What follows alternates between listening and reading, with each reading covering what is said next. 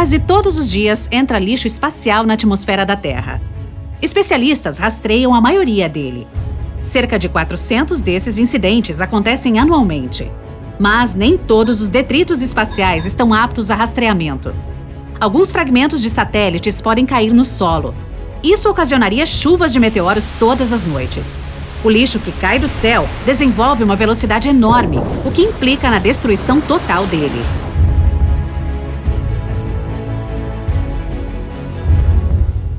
Felizmente, nada disso acontece de fato.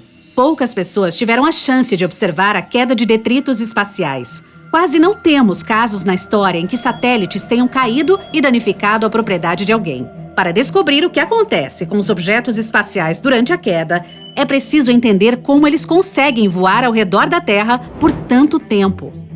Imagine que você trabalha para o Serviço Meteorológico e hoje está lançando um satélite na órbita terrestre para monitorar o clima do planeta.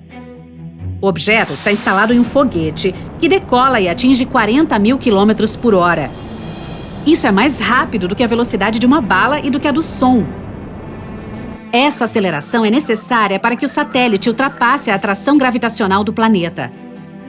Assim que o satélite vai para o espaço, para a atmosfera superior, o foguete simplesmente cai. Mas o satélite ganha a velocidade e a energia necessárias para tornar seu movimento possível. Este movimento é denominado momento. O satélite está localizado a uma altitude de milhares de quilômetros da Terra. Mesmo assim, a gravidade o puxa para baixo. O momento e as forças gravitacionais fazem o objeto voar em uma trajetória circular ao redor do planeta, que é chamada de órbita. A essa velocidade, ele pode ir ainda mais em direção ao espaço sideral, mas a força da gravidade o puxa para baixo. Nosso equipamento meteorológico está se equilibrando entre essas duas forças. E é muito difícil encontrar esse equilíbrio. Quanto mais próximo o artefato estiver do planeta, mais forte será o efeito da gravidade.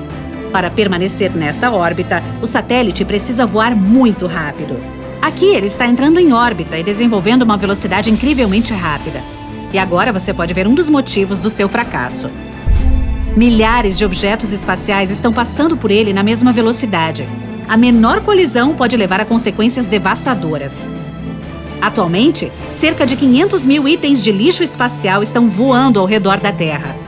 Podem ser peças pequenas, do tamanho de uma bola de tênis, ou enormes, tão grandes quanto um vagão de metrô ou ônibus. Também existem pequenos fragmentos de satélites. Se duas peças de uma espaçonave colidem, se partem em milhares de pequenos pedaços. O número deles pode chegar a 170 milhões. A órbita do planeta está cheia de destroços desnecessários correndo em grande velocidade. A maioria é minúscula, do tamanho de um grão de açúcar. Mas não são menos destrutivos do que os fragmentos desativados dos foguetes que colocam os satélites em órbita. Por exemplo, uma única gota de tinta pode danificar uma espaçonave se ela estiver voando a 48 mil quilômetros por hora. Para evitar isso, os engenheiros calculam com antecedência as rotas dos satélites que lançam. Também os cobrem com uma forte camada protetora de vários metais. Quanto mais detritos orbitais voam ao redor do planeta, mais acidentes ocorrem. E quanto mais acidentes, mais lixo orbital aparece. Este é um círculo sem fim. Mas os especialistas tentam desenvolver estratégias para limpar a órbita terrestre. A próxima causa de acidentes é o Sol. Nossa estrela está constantemente liberando partículas de alta energia que colidem com tudo que está no caminho delas. E quando se chocam com satélites, podem mudar a trajetória e diminuir o momento. Há um escudo nas camadas superiores da atmosfera, o campo magnético da Terra, por onde os satélites voam. Esse campo reflete a radiação solar do planeta, mas há lugares os quais esse escudo é mais fraco. E quando os satélites passam por eles, recebem uma grande quantidade de radiação, que desativa a navegação e a operação estável de todos os sistemas. Felizmente, os acidentes causados pela radiação solar são raros. Outra razão é a mudança no campo gravitacional da Terra.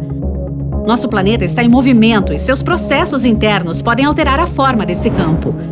Essas mudanças podem atrapalhar a trajetória de voo do satélite ao redor da órbita. Felizmente, essas falhas da gravidade são insignificantes e só são capazes de causar a queda do satélite depois de alguns anos. E a razão mais importante pela qual os satélites caem é porque são desconectados intencionalmente. Se um artefato desses não puder mais transmitir dados ou estiver desatualizado, os especialistas simplesmente fazem com que ele caia. Outro motivo comum é a falta de combustível. Se o satélite fica sem, é impossível controlá-lo. Ele vira um objeto voador sem sentido. É por isso que os especialistas usam o combustível restante para desacelerar o objeto e tirá-lo de órbita. Os cientistas planejam bem essas operações e param o artefato em um determinado momento para que ele despenque em áreas desertas dos oceanos. O objeto cai e passa pela atmosfera da Terra em grande velocidade. As camadas inferiores criam forte pressão e fricção no lixo espacial. Esses processos geram uma grande quantidade de calor. O satélite pega fogo e se desintegra. A maior parte simplesmente queima. Os destroços restantes caem em lugares remotos do planeta. Este método funciona quando o artefato está voando perto da Terra.